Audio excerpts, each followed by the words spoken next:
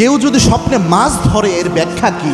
বিবাহিতরা এই স্বপ্ন দেখলে এক রকমের ব্যাখ্যা, অবিবাহিত ব্যক্তিরা স্বপ্নে মাছ ধরা দেখলে আরেক রকমের ব্যাখ্যা, এবং জানলে অবাক হবেন বড় মাছের এক রকমের ব্যাখ্যা এবং ছোট মাছের আরেক রকমের ব্যাখ্যা। এগুলো আমার ব্যক্তিগত কথা না, স্বপ্নের বিখ্যাত স্বপ্ন বিশারদ মুহাম্মদ ইবনে শিরিন রাহিমাহুল্লাহ তিনি তার স্বপ্নের ব্যাখ্যা গ্রন্থে এই বিষয়গুলো তুলে ধরেছেন।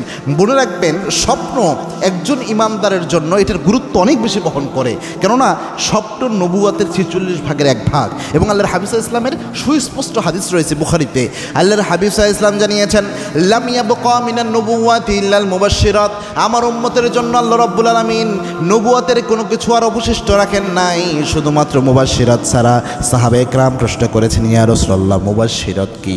আল্লাহর হাবিব সাল্লাল্লাহু আলাইহি ওয়াসাল্লাম বলছেন, ও সাহাবীরা, আমি নবী পৃথিবী থেকে চলে যাব, আমার উপরে তো আর কোনো নবী আসবে না, কিন্তু আমার উম্মতদেরকে দিক নির্দেশনা দেওয়ার জন্য আল্লাহ রাব্বুল আলামিন মাঝে মাঝে সুন্দর স্বপ্ন দেখাইয়া দিক নির্দেশনা দিবে।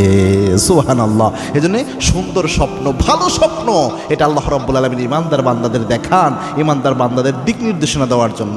স্বপ্ন বিশারদগণদের মধ্যে ম্যাক্সিমাম স্বপ্ন বিশারদগণ তারা এইভাবে ব্যাখ্যা করেছেন, যদি কোনো ব্যক্তি স্বপ্নে দেখে সে ব্যক্তি মাছ ধরছে, এই মাছটা যদি অনেক বড় মাছ হয়, তাহলে এর ব্যাখ্যা হচ্ছে সে সামনে ভালো কোনো অপরচুনিটি পেতে যাচ্ছে, অনেক ভালো কোনো সুযোগ তার জন্য ভবিষ্যতে খুলে যাচ্ছে, অথবা কোনো ভালো একটা অপরচুনিটি তার কাছে আসবে ভবিষ্যতে, এরকম আলামত বহন করে। ২ নাম্বার হচ্ছে, বড় মাছের জায়গায় যদি মাছটা মাঝারি আকৃতির মাছ হয়, তাহলে বোঝা যাবে অনেক বড় সফলতার চেয়ে একটু কম তুলনামূলক সফলতা তার কাছে আসবে। আবার কেউ কেউ ব্যাখ্যা করেছেন, স্বপ্নে মাছ ধরা মানে হচ্ছে তার কাছে ভবিষ্যতে কোনো অনেক বেশি টাকা পয়সা আসবে, এরকম ব্যাখ্যা অনেকে করেছেন।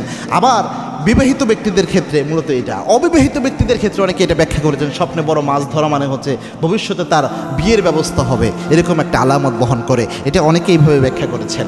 আর ছোট মাছের ক্ষেত্রে, মাঝারি মাছ বা ছোট মাছের ক্ষেত্রে অনেকে বলেছেন ছোট মাছও ভালো আলামত বহন করে।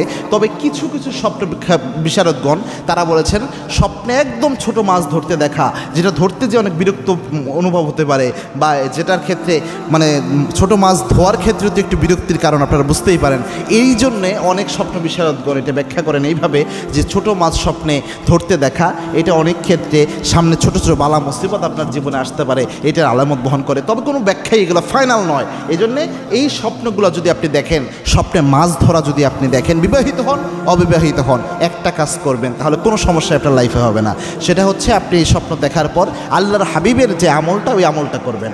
আল্লাহর হাবিব সাল্লাল্লাহু আলাইহি ওয়াসাল্লাম যখন এরকম কোনো স্বপ্ন দেখতেন, যেই স্বপ্নটা একটু সমস্যা মনে হতো, আল্লাহর হাবিব সাল্লাল্লাহু আলাইহি ওয়াসাল্লাম যে কোনো স্বপ্ন দেখলেই একটা কাজ করতেন, আল্লাহর হাবিব সাল্লাল্লাহু আলাইহি ওয়াসাল্লাম দাঁড়িয়ে যেতেন 2 রাকাত নামাজের জন্য, ওযু করে এসে 2 রাকাত নামাজ আদায় করতেন। 2 রাকাত নামাজ পড়ে আল্লাহ রাব্বুল আলামিনের কাছে আল্লাহর হাবিব চাইতেন, আল্লাহ আপনি আমাকে যে স্বপ্ন দেখিয়েছেন, এই স্বপ্নের ভালো দিক আল্লাহ আপনি আমারে দান করেন, এর খারাপ দিক থেকে আল্লাহ আপনি আমারে বাঁচিয়ে দেন। এটা করবেন, ইনশাআল্লাহ কোনো ক্ষতি আপনার হবে না।